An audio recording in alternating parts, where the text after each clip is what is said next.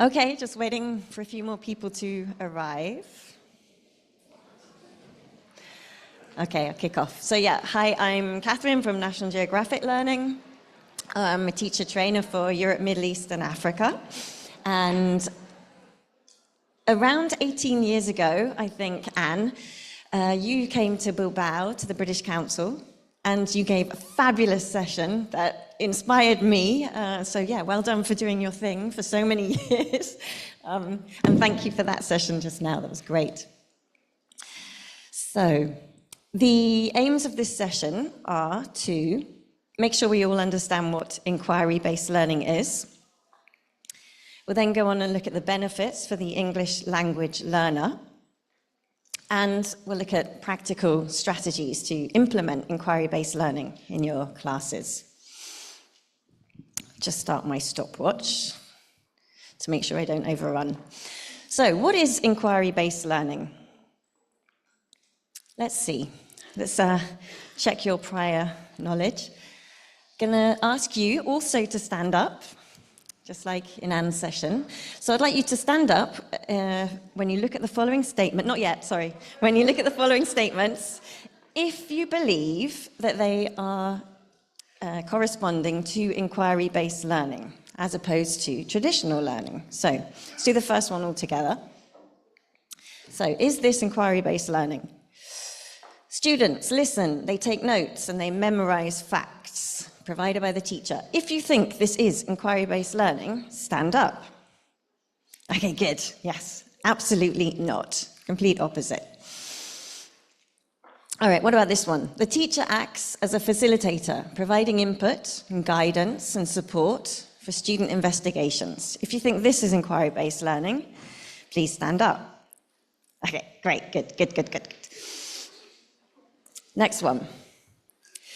Learning objectives are fixed and all students are expected to teach the same outcomes at the same pace. Good, yeah, not the case with inquiry-based learning. Okay, it's student-centered, it's a process of discovery. Number 4, assessment is mainly based on correct answers and standardized testing. Absolutely not, yeah, lots of formative assessment going on. And number 5, students collaborate to apply their knowledge in real-world contexts. Yeah, meaningful, engaging, great, yeah, absolutely, good. And last one, I think, students are encouraged to evaluate sources and draw evidence-based conclusions. Absolutely, very much so. Great, good. Okay, so we all know what we're talking about. Fantastic. So essentially inquiry-based learning is, of course, active learning. So whereas with passive learners, it tends to be that they're introduced a topic. Today we're going to talk about the environment. And they're presented with information, and then they're given lots of activities to complete, and then they're tested on what they've learned. Yes, standard practice, which is good, it works sometimes. With active learners, rather than just being introduced to a topic, they're asked questions about a topic. So rather than, today we're going to talk about the environment, you might ask a question. We'll come back to questions in a minute. Instead of just presenting them with information, you get your students to discuss and decide how to approach the task. Instead of giving them lots of activities to complete, they complete each step of their research. And instead of just testing them on what they've learnt, you're getting them to collect and analyze and then present their results, and then afterwards reflect on what they've learnt. So here is a nice quote to sum up what we've been saying essentially. I'll just let you read that.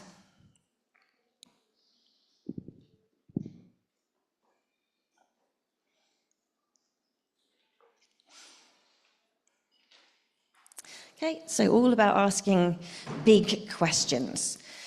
This website, by the way, if you want to find out more, is a very good website. Okay, all begins with a big question, or a challenge, which has to be solved through study, investigation, research. And the essential idea is that content is learned and skills are developed in the process of responding to this challenge. So there are lots of different inquiry models. I quite like this one. 5 E's, 5E inquiry model. So what do you think the 5 E's might be? So in each of those circles, there's a word that begins with E, and it relates to the inquiry-based learning process. Any ideas? Sorry? Engage. Fabulous. Explore. Evaluate. Fabulous. Okay, lots of you already know. Well done. So yes. Engage, explore, explain, teach, elaborate, evaluate. So engaging, students are engaged by the question or the challenge. Their prior knowledge is activated, and we ask them to ask more questions. Then they get to explore the topic, students investigate the phenomenon, and their prior knowledge is challenged, and ideas are created. Then important part is the students get to explain, so perhaps presenting to other students or working in groups, and more knowledge is then gained. And then elaborate, so students apply their knowledge to new situations, and their knowledge is deepened, important part of IBL, and extended, and then evaluate. Big part of the evaluation here is the student reflection. So they reflect on their knowledge and the learning process, and then there's assessment that will be more formative assessment, perhaps, than summative assessment, but it's a whole different session we'll come back to. So in terms of English language learning, we can just simplify that. The typical structure would be something like, start with a driving question. Let students explore before you explain. Scaffold with language just in time. So as they're working in their groups, they might need to know about modal verbs of speculation, perhaps, or they might need to know the connectors. And of course, you're not just scaffolding with language, of course, you're scaffolding with content too. IBL works best if you're building towards some kind of tangible outcome. We'll look at that in just a second. And then very, very important part, not to be skipped ever, is the reflection stage. To use reflection to consolidate what they've learned. So, what kind of thing could make a tangible outcome? I'll give you a clue. Poster, typical, right? Get them to create posters once they've learned everything, okay? What kind of other things? Just shout out other ideas.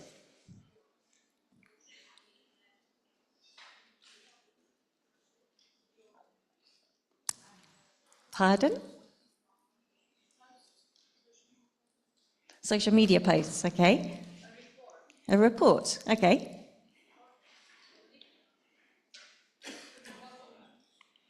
A model. Yeah, there's all sorts of options, yeah? Get them creating an infographic, planning and organizing an event, creating a brochure or a guide. Surveys, questionnaires, interviews, podcasts. Podcasts are great, they love them. Videos, adverts, storyboards, yeah, creating games or quizzes, newspaper, magazines, blogs. Blogs is always a good one. And the list goes on, solving business problem projects, etc., etc. So essentially, a lot of those you might think are just projects, project work, and indeed there is a lot of overlap between inquiry-based learning, project-based learning, problem-based learning. So you can see that there are all types of active learning, so that's all very student-centered, encourages critical thinking, and other very effective models for learning. But with inquiry-based learning, the focus is really on the process of inquiry, whereas perhaps with project-based learning, the focus is more on this final, tangible outcome. That would be the main difference. But yes. Okay, so why? Why should we use inquiry-based learning? I'd like you to just talk to the person next to you and just think about what qualities do you want your students to develop in class with you? What kind of student, especially if you're teaching young learners, what kind of student do you want to create, or help develop? What kind of person? Or not even just your students, what kind of people do you want around you? Just have a think about some of the qualities. So just 1 minute with the person next to you, just tell them.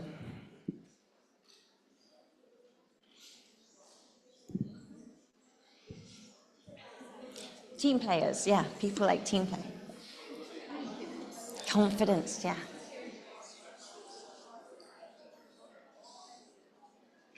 Cooperation, right?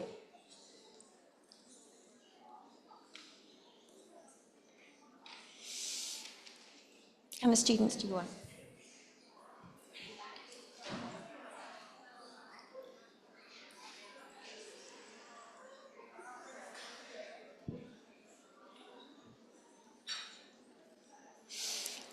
Okay, clap once if you can hear me. Clap twice if you can hear me. Clap 3 times if you can hear me.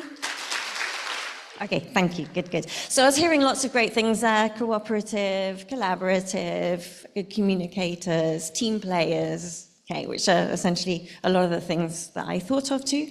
Essentially, as teachers, we all become teachers because we want to create these people that, care about the world, that are empathetic, that are good communicators, that maybe are going to make a difference. So we want students that can think creatively, think critically, of course, problem solve. We want students that show resilience, confidence, are open-minded, reflective, motivated to learn, that show empathy, and apply their learning in the wider world, and students that collaborate, and of course, we're ELT teachers, students that communicate well. Okay, so that's what we want, and IBL nurtures this kind of student, IBL, inquiry-based learning. So, what do you think? What are the benefits of an inquiry-based approach in the English language classroom? Just again, talk to your partner, just 1 minute. What do you think the benefits are of this approach as opposed to a more traditional approach? How is it going to help you develop that kind of a student? 1 minute, tell your partner.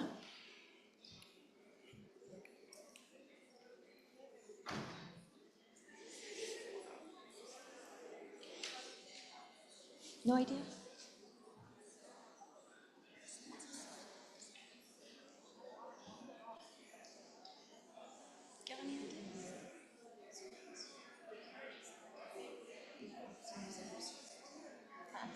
Love your hat, by the way. Social skills, yeah.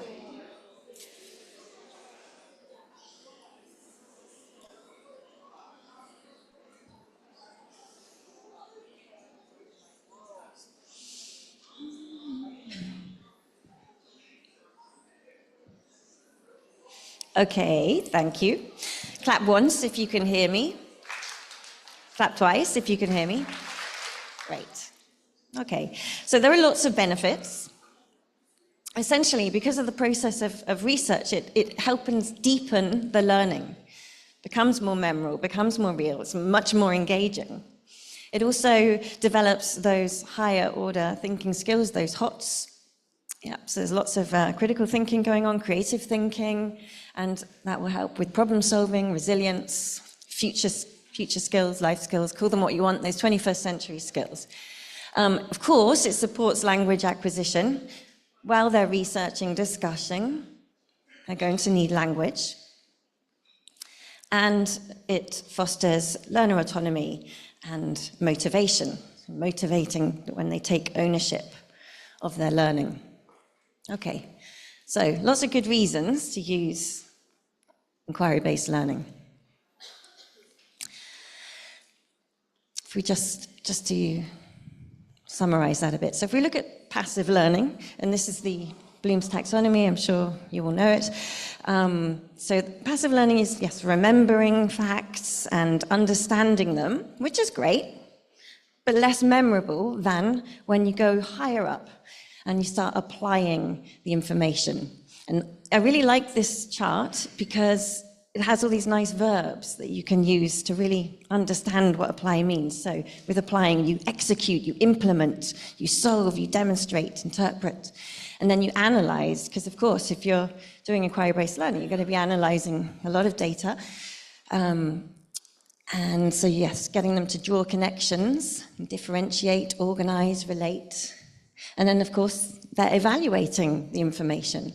And they're evaluating their prior knowledge as well, and what their classmates think. So you've got nice verbs there, so appraise, argue, defend. And then right at the top, they're creating those tangible outcomes. So they're producing their new work, designing, constructing, developing, etc. So yes, that's the bit where active learning comes into place. Okay, so that's great. Now we have time to look at how do you implement inquiry-based learning. Well, I'm going to give you some tips, five tips. Okay. First of all, reframe your role. Okay, we're all used to being the teacher at the front of the class, giving all the information. Slightly different with IBL.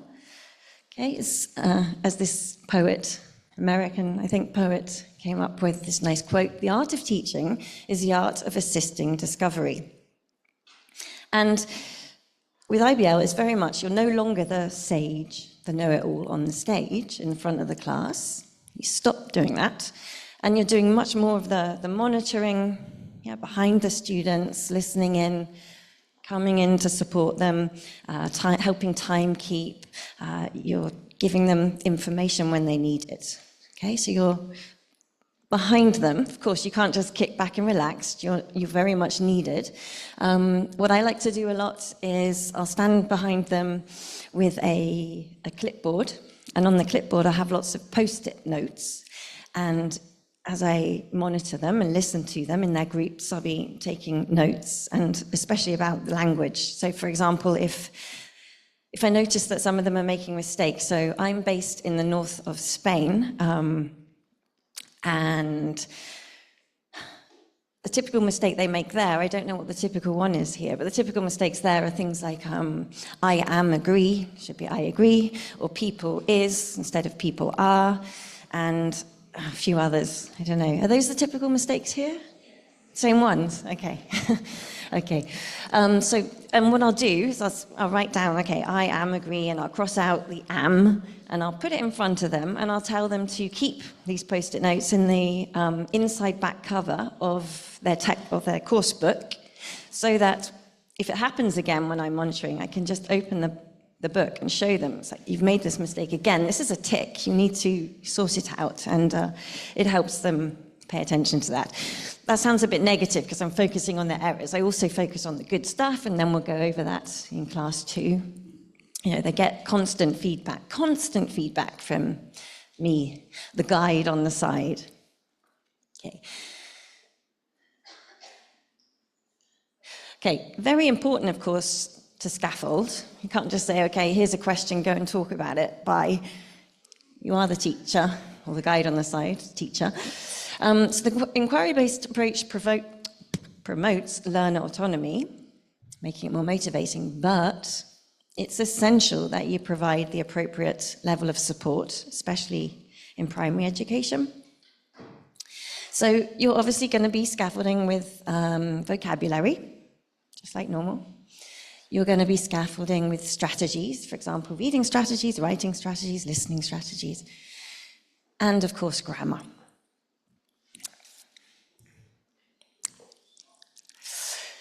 So that was tip number one, remembering to reframe your role. You're the guide on the side, you're not the conductor at the front with them looking at you the whole time. Tip number 2 is ask the right questions. Okay, as we said, inquiry-based learning kicks off with a big question.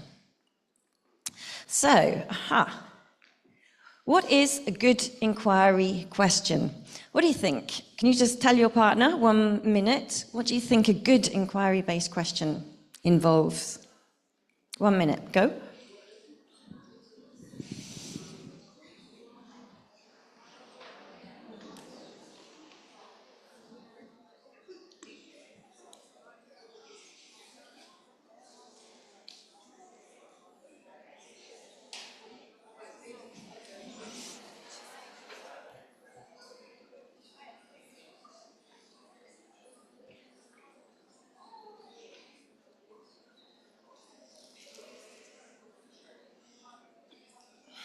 Any ideas? No ideas? Is it a yes-no question?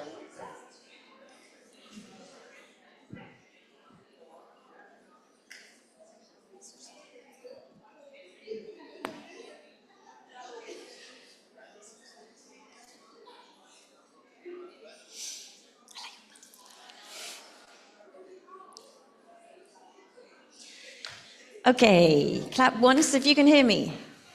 Clap twice if you can hear me. Good. All right, yeah, so good inquiry question is never going to be a yes-no question, obviously. It's going to be a question that's open to research. It's going to be a question that may have multiple possible answers. It's going to be a question that's reasonable and has a clear focus. And it'll be a question that requires multiple perspectives to look at it. Yeah, we're trying to create these global citizens, these open-minded students. And it'll be a question that, of course, the student doesn't already know the answer to. Okay, so let's see. I'd like you to think of an inquiry question related to the topic of weather.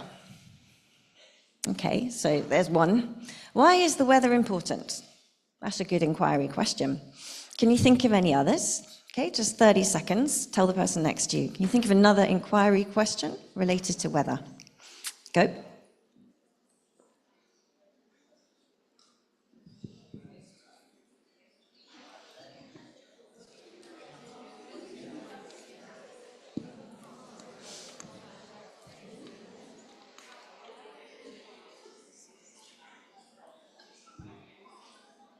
Any ideas?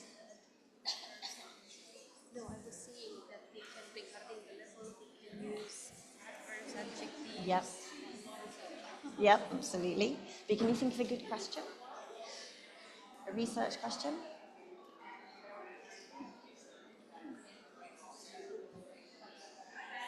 Got any ideas? Yeah, great.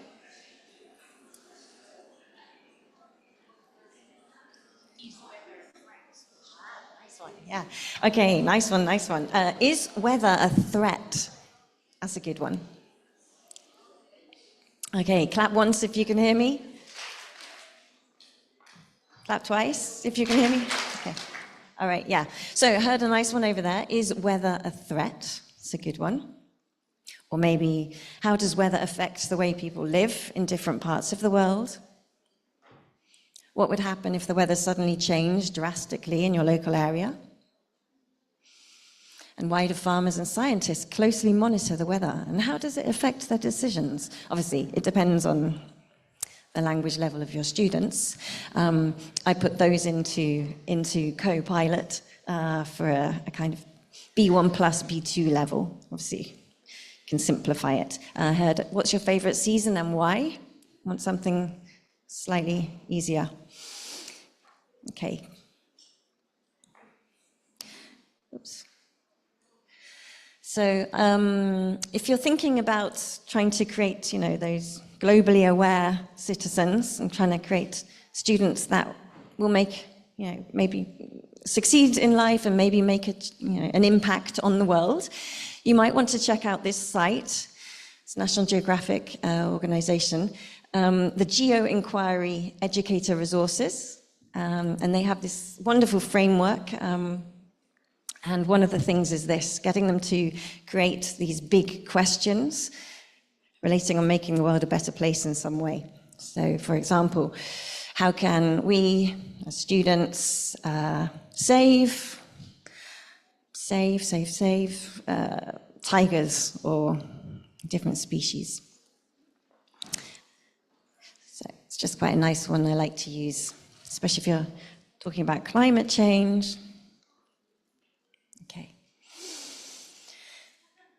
So, tip number 3. Activate the prior knowledge as you kick off, obviously, and use anchor charts. Okay, we'll talk about anchor charts in a minute if you're not familiar. So, how can we activate prior knowledge? Lots of ways. In fact, we saw some in Anne's session. Okay, I like to use visible thinking routines. There are lots of visible thinking routines. These are just a few. Think, puzzle, explore. So, using this same photo here, you can ask your students, what do you think you know about this topic? So you can see the question here, or the photo. It's about, I don't know, how does life adapt to the changing world? So what do you know about this topic? You have a chat. What do you already know? The next one would be, what questions or puzzles do you have relating to this photo? Anyone got any questions, any puzzles relating to this photo?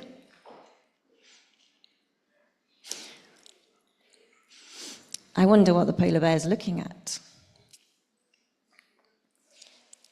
I wonder what that boat's doing. And then, what does the topic make you want to explore more? So you're going up those higher order thinking skills here. It's a great routine to activate prior knowledge, and just use images, of course.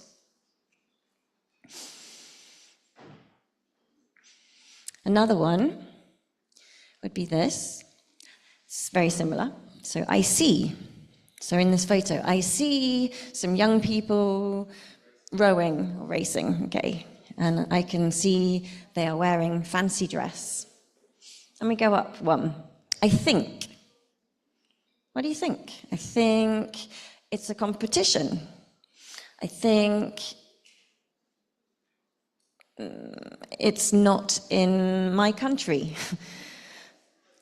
I wonder why they're doing it. I wonder if it's a tradition. I wonder what the boats are made of or supposed to be. Okay. So let's get you to try this. Sorry, with I wonder, you can also give some extra help and add I wonder why, I wonder who, I wonder. You can add that in. So let's see. You're going to do this now with your partner. Here's your photo. Okay, so look at the photo. And do this with your partner. So first of all, what can you see? Then what do you think? And what do you wonder? I'm going to give you 2 minutes for this. Okay, with your partner. Make sure you're with somebody, please. If you're not sitting next to somebody, sit next to them. You guys work as a 3? Yeah.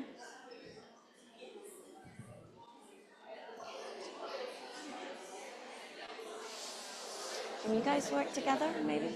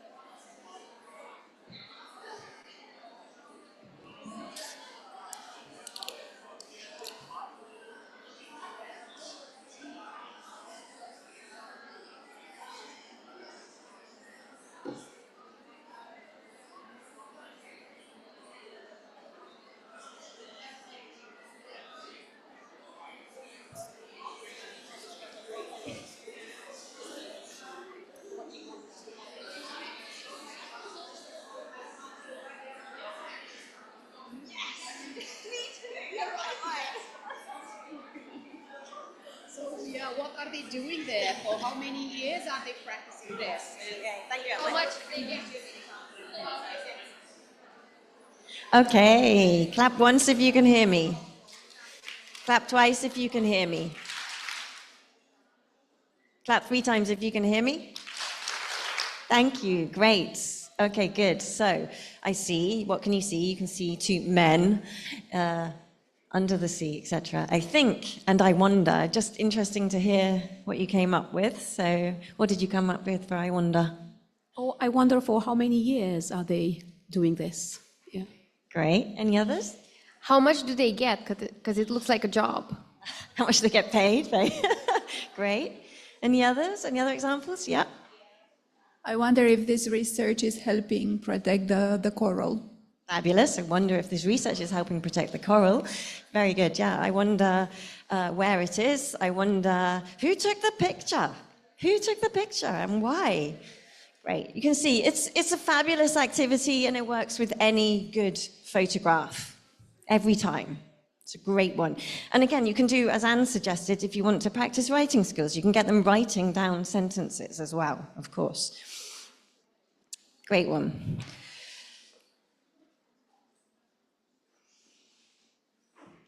Another good one to activate prior knowledge and also practice question formation is giving them creative question starts. So using a fabulous photo. This is Bob the flamingo, by the way. He was injured and rescued, and then this person, I can't remember if it was Brazil, I think he takes him around schools to help educate local children to understand animals and not killing them is important. Okay, so what questions could you ask? Here are your starts. Why? What are the reasons? What if? What's the purpose? Etc. Suppose that, if you've got the higher level students, and what would you change if? So again, I'm just going to give you a minute and a half. Just think, how many questions can you come up with related to that photo? Off you go.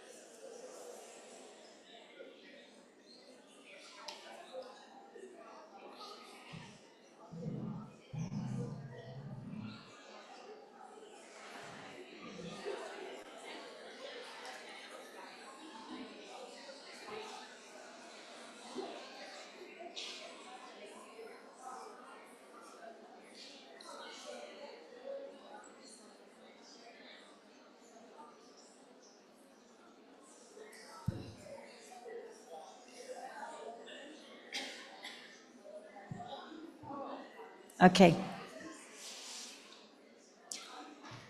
Clap once if you can hear me. Clap twice if you can hear me. Clap 3 times if you can hear me. Okay, great. Any volunteers? Not one? Okay, maybe something, yeah, suppose that, or what would change that? So what would change if the animal, the flamingo, were not real? How would that change the teaching? Or Suppose that it was a different animal, how would things change? Okay, there are lots of good questions to come up with. Another one. Yeah, we have lots of nice photos. Yeah. You just came up with a word. So yeah, what words come to mind when viewing this image? Interesting. Danger, action. What else? Freedom, awe-inspiring. Yes. Yeah, lots, right? You can come up with lots of nice adjectives. And of course, it's a good one that will normally also lead to questions. Sort of, where is he? Why is he doing that? How is he doing that? Okay, and I mentioned anchor charts. So it's all related to activating prior knowledge. So you're finding out, or essentially testing if you want, what they already know. And an anchor chart, just to be clear, an anchor chart is very much like a poster, but the difference is the idea with the poster is to show what you have already learnt from a lesson. Whereas an anchor chart, you kick off the lesson and it serves as a reference throughout the process of inquiry, and it's collaborative. It can be, your students make it and you can also help, of course, and it's there normally on the wall, but it might just be in their books, on the wall for them to refer back to all the time. And it really helps break down complex information, especially if we're teaching English. You're going to have, they might need vocabulary, they might need grammar information. So you can have it on the wall, so you can see an anchor chart in this photo at the back. If, for example, imagine we're doing a unit, and the question is, how do animals survive? You might start off with something as simple as this. Okay, so they survive by getting food and getting water, and staying warm and staying safe. Pretty simple, right? But over the course of the inquiry, they can carry on and add things. So eating plants, drinking water, hiding in a shell, having thick fur, etc. And you can keep on adding to it throughout the process of inquiry. We could have something, like this as well. Helps with the question formation, and they can keep their questions there and add to it as well.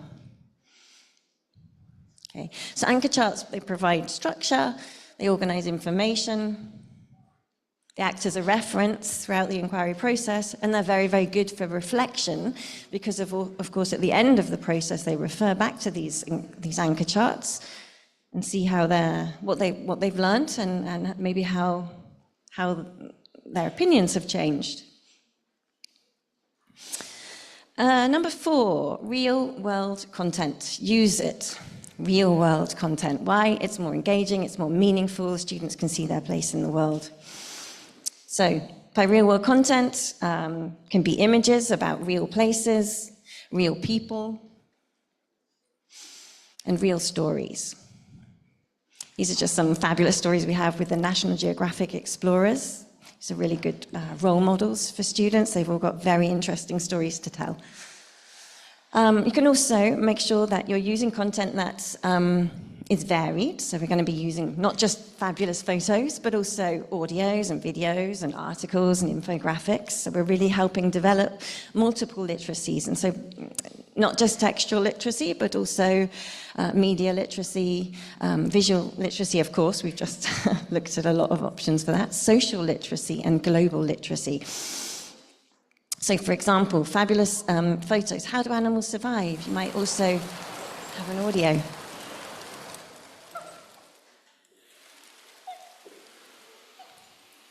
What can you hear?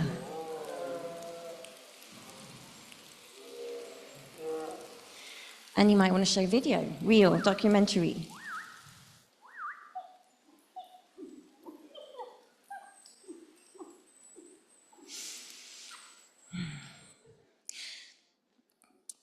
Texts about real things, real facts. So how do animals survive? Well, a few other things. Some of them have long ears, some of them have dark eyes and big feet. So non-fiction, but also fiction, of course. And of course, infographics to really help develop the critical thinking skills too.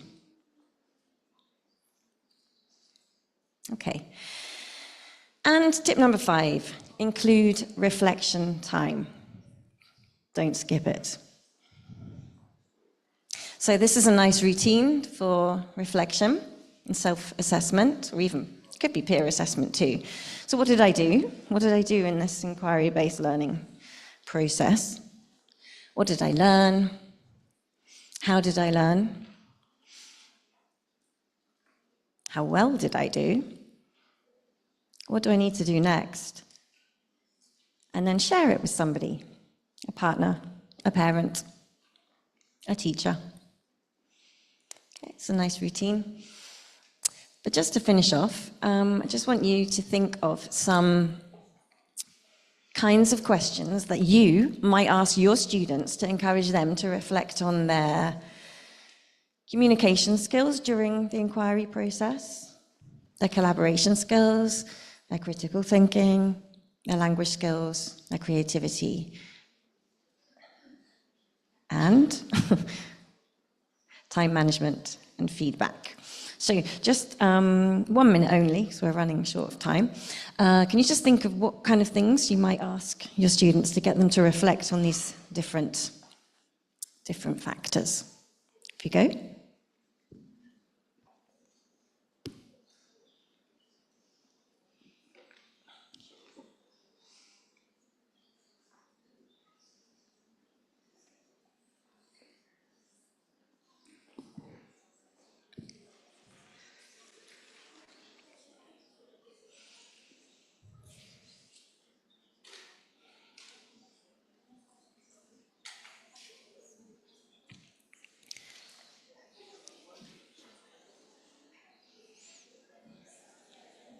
Got any ideas?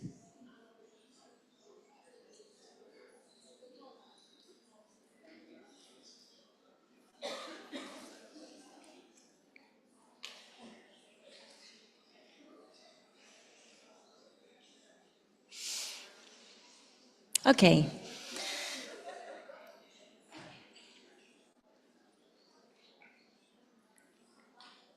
Let's see. Clap once if you can hear me. Okay. So perhaps if you want to look at the first one. So did you actively listen to your peers and consider their perspectives? What strengths did each team member bring to the project? Collaboration. Reflect on the decisions made during the project. Would you change anything in hindsight? In what ways did the project enhance your language skills, reading, writing, listening, etc.? Did you explore alternative and innovative solutions to the problem?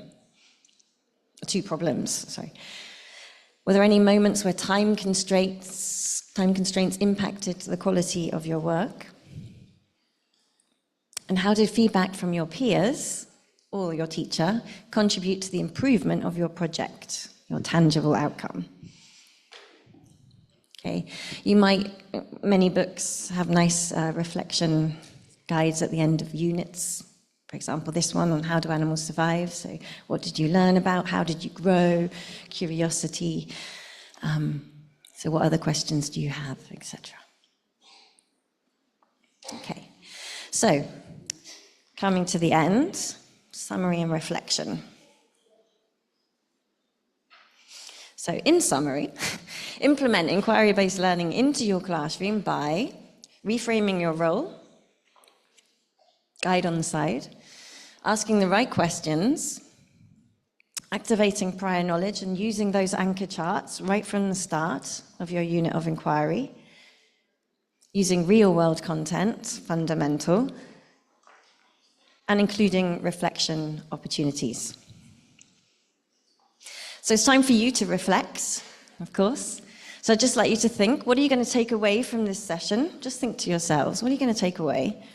What are you going to maybe put on ice because you're like, it's not going to work with my class yet, or I don't really have time yet because I've got a really fixed curriculum to get through, but maybe I like the idea. And what are you going to bin? Because it's like, that's just not going to work, no way. So just reflect, just have a think to yourselves. Hopefully it will make you remember something. And other than that, I just want to say thank you very much. And if you would like to find out more about National Geographic Learning, we have constant professional development webinars, which you can see there with the QR. We also have a fabulous blog. And if you would do us the huge favor of scanning the big QR code and giving us some feedback so that we know we're delivering the right type of sessions for you, that would be very much appreciated. Other than that, thank you very much, and on with the show.